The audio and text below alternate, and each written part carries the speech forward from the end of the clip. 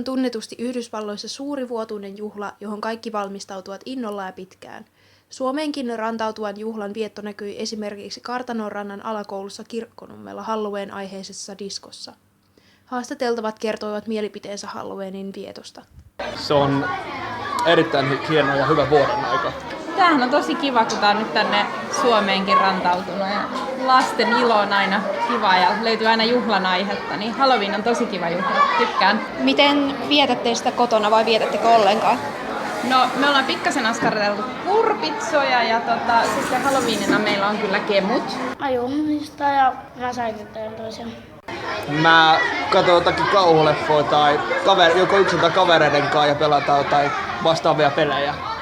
Kyllä nyt lasten kanssa juhlitaan, että lauantaina tulee vieraita ja sitten niin lapset saa pukeutua lasten juhla.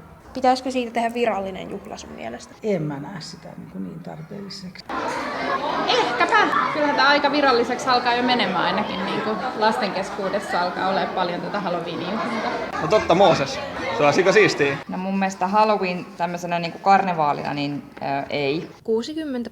60% vastaajista halusi virallistaa Halloweenin ja noin 45% vastaajista juhli sitä. Mikä on hauskinta Halloweenin vietossa? Se, että voi pelotella muita. No se niinku pelottelu. Ja sit kun kaikki saa niinku säikytellä ja pelotella toisiaan. Katso tuota riemua, mitä noilla lapsilla on. Siis sehän se on se, niin. Joo, pelottelu ja juhlat. Juhlissa tunnelma oli korkealla ja lapset olivat pukeutuneet parhaisiin rooliasuihinsa. Myös järjestäjät olivat pukeutuneita ja myyntikojuissa oli Halloween-aiheisia herkkuja. Useimmat aikuiset olivat menossa isänniksi tai emänniksi lastensa juhliin.